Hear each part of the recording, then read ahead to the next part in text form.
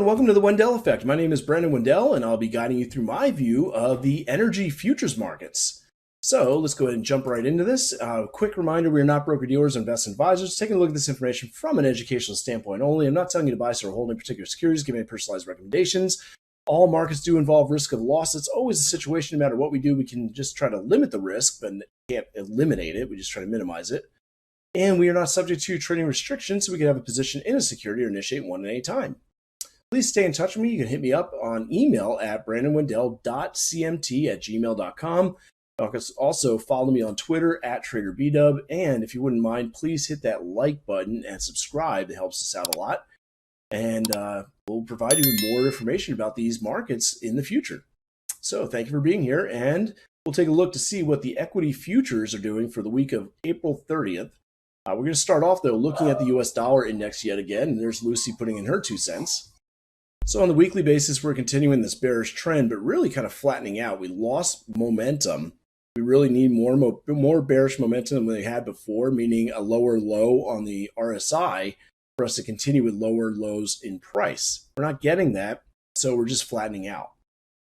And looking at the daily chart, you see we tried to bounce a little before that 100 area, that demand zone that you saw going all the way back to April or May of last year, I believe.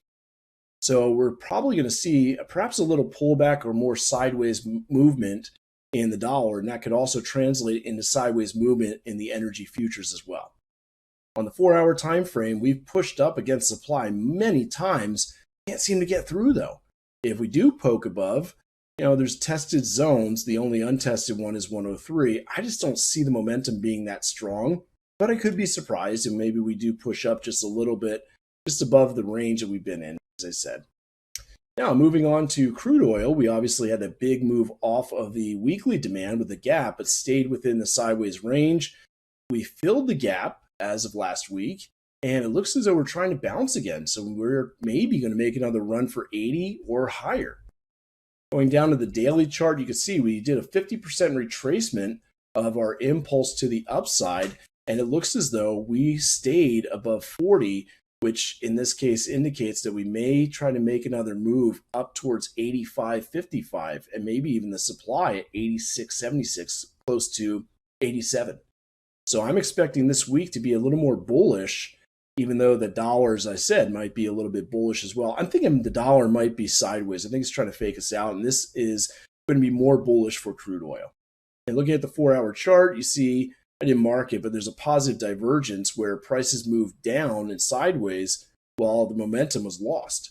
So that's indicating we may get a nice little rally. If we do correct, it should happen pretty quickly. I didn't mark this off as supply, but really the 77.50 area, if you will, that's a supply zone that if we're going to turn around, we would stay below 60 on the RSI on the 4-hour time frame. And we would use that as our bouncing point to push us down to 71 by the end of the week. But on the daily, again, we looked a little stronger, so we might be able to just push up. This is a tested zone, so it shouldn't put up as much of a fight. It'll cause us to stumble as we try to rally. And if the bullish pressure continues, we could see 80 by the end of the week. Looking at the Nat Gas weekly chart, we lost our bearish momentum. Again, bullish divergence there. We started a rally to close this old gap and failed after that. So even though this is a green candle, it's actually pretty bearish with the topping tail. Looking at the daily chart here, you can see we didn't get enough bullish momentum to break out at all. And we might just go a bit sideways or drift lower. I don't see us breaking this low, but we could break this low this week. And looking at the 4-hour time frame, you can see we retested prior highs, losing momentum. So again, it looks like we're just going to push downwards, possibly below the 2.143, maybe settling somewhere, it doesn't show exactly, but maybe somewhere around this 2.1 area by the end of the week. So look for some more bearish drop in the price of nat gas. On the weekly chart of gasoline, we are very choppy, as you can see, just back and forth in this slight upward channel, really losing momentum. So we're probably just going to go a bit sideways as we fine tune this and go down to the daily time frame. We're at a daily demand zone, but we don't have good momentum. We have, well, bearish momentum, really. So this is just a pause before we continue to push down. I wouldn't be surprised if we just do a small rally to 2.6 or just below that, and then see a drop to about 2.4 by the end of the week. Testing that tested demand and the bottom of the trend line. On the 4-hour time frame, we do have a little bit of divergence. We tried to move down, hooked just below that demand, and I guess actually we don't have divergence. We do have a lower low here. So no, this is confirming this may be a good supply zone. It has been tested, but there still may be enough selling pressure in that 2.58 area to see a drop originating there for a nice short down to the 2.1 by the end of the week. On heating oil, very weak. As a matter of fact, I probably should have drawn this line across these highs. So we're getting a tighter downward channel going on here, and we're getting much weaker in price. Looking at the daily chart, you can see we had our projections down. We bounced off of the 61.8% of this impulse.